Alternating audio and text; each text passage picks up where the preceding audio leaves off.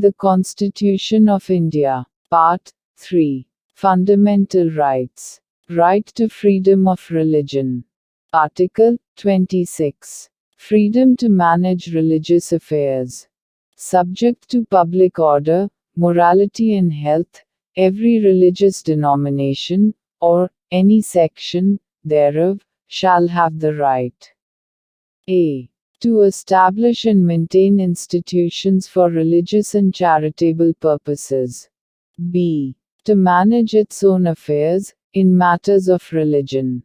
c. To own, and acquire, movable and immovable property, and d. To administer such property in accordance with law.